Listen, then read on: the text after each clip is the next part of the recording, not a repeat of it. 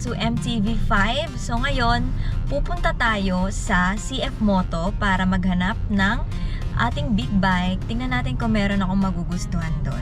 So day 1 to, meron tayong day 2 para sa Kawasaki.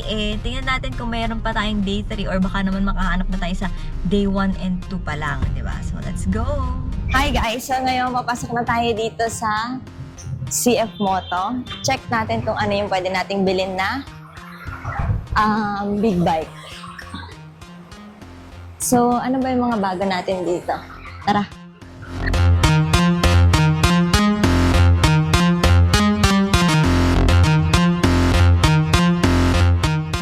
Sino kayang pwede mag-assist dito? Mamaya, magtanong tayo 50, bagong labas nito. Tapos, beginner bikes. Stop mo na muna. 700 na. So, check pa tayo sa iba. Ang laki. NK450 o 650 NKC. White and black. Ito yata yung tinatawag na ng Nebula. Aggressive, yung nakaloko. Nagiging desisyon. Pero ayoko magmadali, ayoko pagsisi. Ito o ito. Yung kulay. Anong mas bagay sa akin? Ito o ito? Parang mas bagay daw yung red. Iba-iba yung kulay. Puro si Kuya, ang guard, may taga-cheer. Hindi siya kasali sa choices ko. Pero pakita na lang din. Ano ba to? 450? Di na ako magbibigay ng mga prices kasi tanong tayo sa isang sales representative kung lang promotions ngayon. So, ayan lang guys.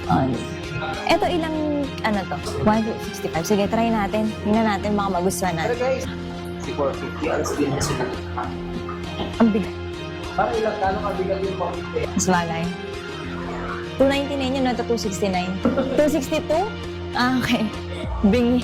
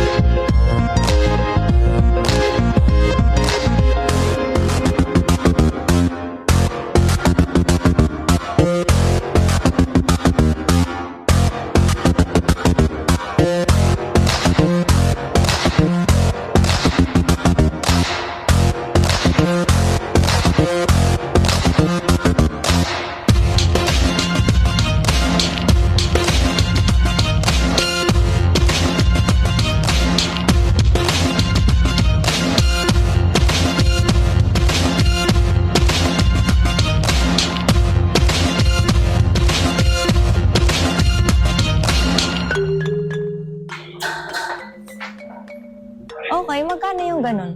Nasa around 23,000. So, don't explain sa Libre na yung kabit hindi siya na 400. Oh, tas 300 lang to. Di imbes na hindi. Kung masipag mo. Ganun pala. Puso ko, hirap na hirap magdesisyon. Mga ilang araw pa naman tayo dahil magtitingin nga. So, ayan na nga guys, nakatapos na tayo sa pagtitingin natin sa CF Moto. Diyos ko, grabe yung puso ko, hirap na hirap magdesisyon kung ano ba talaga ang kukunin natin.